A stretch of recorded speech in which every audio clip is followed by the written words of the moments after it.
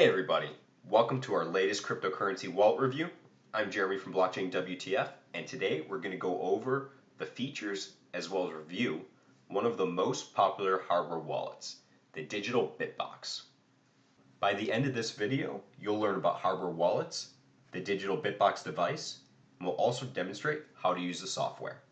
So what exactly is the Digital BitBox? Let's head over to their website to learn more. The Digital BitBox is made by Shift Devices out of Switzerland, and it's a plug-and-play wallet and second-factor authenticator that combines the highest security of cold storage with the convenience of software wallets. Now it's a mouthful, so translated, hardware wallets are basically meant for cold storage, which is the most secure way to store your cryptocurrency. The only downside is that you don't have the cash on hand convenience. So it's really not a payment option or an instant payment option like a credit card. Instead, it's kind of like keeping money in a vault. And hardware wallets are also different than other wallets because you have a physical device that you store your cryptocurrency on. You can see the Digital BitBox's device right here. Just kind of looks like a little thumb drive. This hole here allows for you to put it on its keychain. We'll talk a little bit more about the design later, but you can also see that it comes with a micro SD card. We'll get into the function of that later as well. And now that we know a little bit about the Digital BitBox, let's go over some of its features and also how it measures up against the competition. Now the first thing that you might notice is this SD card, micro SD card sticking out right there from the device. That's removable. What that's going to do, that's going to serve as your backup phrase. So instead of having a paper key or a 12-word or 24-word phrase that you have to write down in case you ever lose your wallet and have to recover it, all you have to do is back up that phrase onto the SD card and just remove that, put that in a safe place. That'll act as your backup. You don't have to worry about memorizing any phrases or having those down on paper. All you do is have a physical backup of your wallet in case anything ever happens. So I really like the incorporation of the SD card into the device and its functionality. Another really cool feature that the micro SD card offers, your private keys are in your full control. It's never going to go on your computer or touch the internet. It's saved to this SD card, and you have that physical copy, and only you can control your private keys this way. So it's really the top security option for storing large amounts of cryptocurrency. And while we're talking about security, I want to talk a little bit about the design of the device. It really just looks like a thumb drive. It's very inconspicuous. Nobody would ever suspect that you're storing millions of dollars on your wallet potentially, unless they knew what they were looking for. So that's pretty cool. You have this hole right here, it allows you to keep it on a keychain. It really is just the size of a thumb drive, not much bigger at all. So just portable, easy to keep secure and safe. Additionally, the design of the device is, I don't want to say tamper-proof because nothing's fully tamper-proof, but it's pretty darn close. You have a durable material that makes up the inside of the device, so you can't just crack it open. It's basically resistant to any physical attacks, or as resistant as it can be. Here you see the inside of the device with the micro SD port and everything. Another really cool security feature that's offered by Digital BitBox is what they call plausible deniability. So when you plug in the device, it will prompt you to set a password. We're going to go over that in a minute. But a cool security feature is if you enter in the wrong password, it won't lock you out of the wallet. It won't tell you that you're wrong. What it will do is create a new wallet. What this does potentially, let's say that somebody's forcing you to open up your Digital BitBox wallet. You're being coerced into giving them money.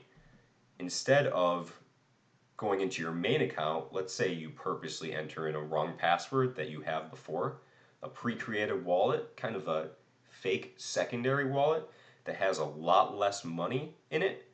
The person that is essentially robbing you might see that and take that money and not even know about the main wallet and the main funds that are on the device. So it's just a pretty smart thing to do.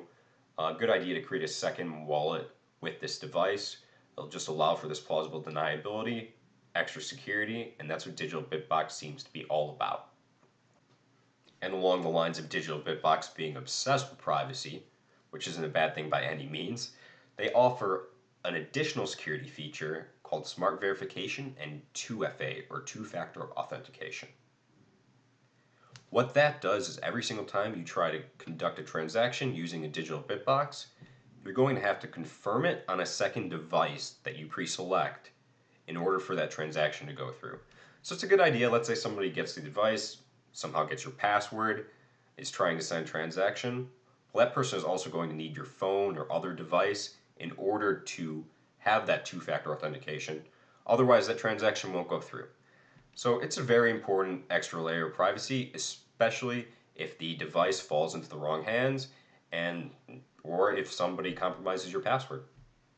And one last bit of information that I'd like to point out before we move on to the demonstration of how to use software.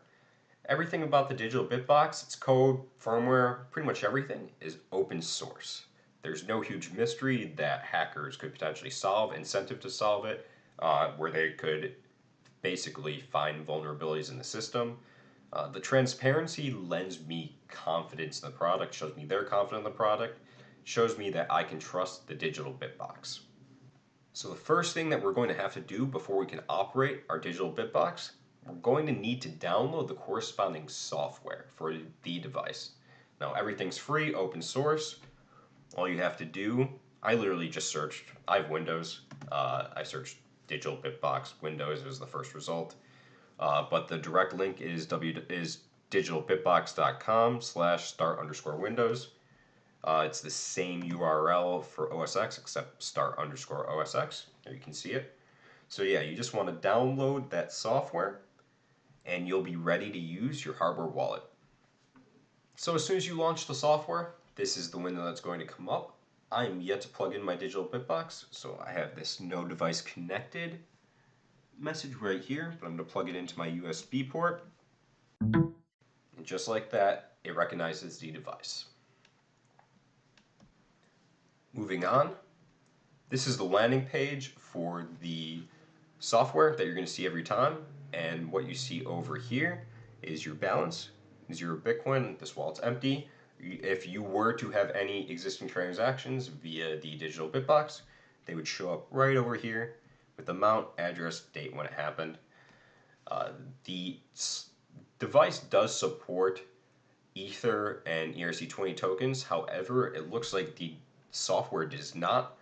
So if you really want to interact with the software, you have to work in Bitcoin, so it's just kind of the downside.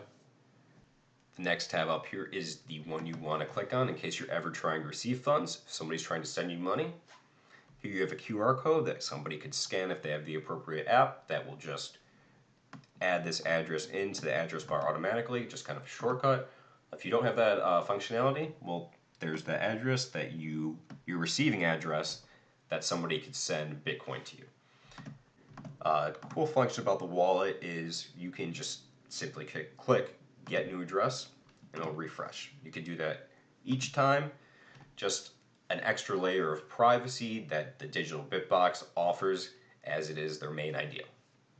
And if you're like me, you probably like receiving cryptocurrency better than spending it. However, spending cryptocurrency is often a part of life. So we're going to go over here to the Send tab. Here your available balance is shown, displayed like most tabs. That's your maximum amount that you can send.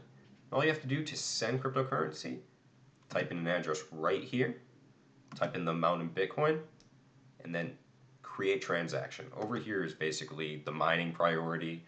That'll raise your fees. You could set that up to whatever level you want. Basically, if you set it to a higher level, the fees will go up, but the transaction will most likely be processed faster. Like I said earlier, the software is very simplistic, easy to use and understand.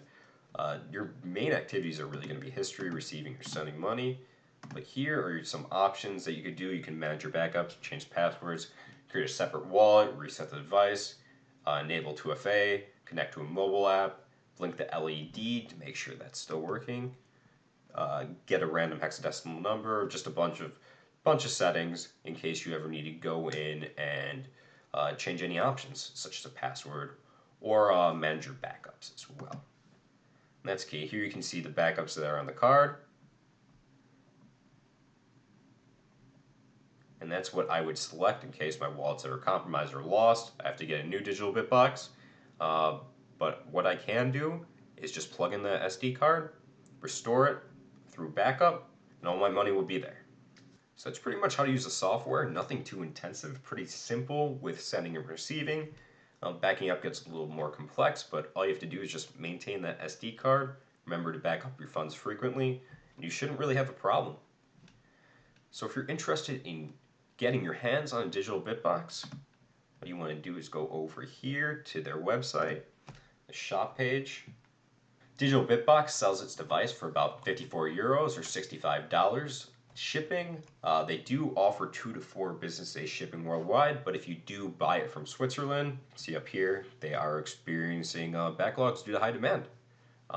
Good and bad. Good, it's a popular device, that means it's probably reliable. Bad, you're not going to get your device immediately in 2 to 4 days. Shipping is about $25 altogether, or 25 euros altogether. You're looking at 79 euros or about $95 for the device. However, if you're keeping a lot of Bitcoin on there, a lot of cryptocurrency, it's probably worth the peace of mind. Just not having to deal with mobile wallets, web wallets, keeping that money in cold storage where you have the peace of mind that you know it's as safe as it can be. Digital BitBox has 6 resellers, so you don't have to go through Switzerland necessarily, so there might be less of a backlog if you live in the UK, Germany, Netherlands, the United States, New Zealand, Slovenia, or Croatia. The backlog might be reduced by using those sites. I'd look around. You can also save on shipping as well if you live in one of those countries. So overall, the Digital BitBox is definitely a very interesting device if you're looking to store large amounts of cryptocurrency in a very private, safe environment. A lot of people who operate in cryptocurrency really value that privacy. So it's nice to see a hardware device that is pretty much going to guarantee you as much safety and privacy as possible. So that's our review on the Digital BitBox. One thing that I want to mention just really quickly is that we aren't compensated for any of these reviews. We weren't given any devices. Our opinion is our own. I actually used a friend's device to do this demonstration. However, it's definitely something that I'll be looking to purchase very soon. Basically because it gives you that peace of mind, that security, that privacy that I want if I'm storing large amounts of cryptocurrency in cold storage. If you have any questions about the Digital BitBox, feel free to leave that down below in the comments. I know hardware wallets can be kind of intimidating at first, but we'd be happy to answer any questions that you might have concerning the Digital BitBox or pretty much any other ones. Also leave any experiences that you might have had with the hardware down below. Be sure to like the video and subscribe in order to get notified of any further videos, further hardware wallet reviews, or pretty much any of the great content that we put out. Thanks for watching our review on the Digital BitBox. This has been Jeremy with Blockchain WTF. We'll see you next time.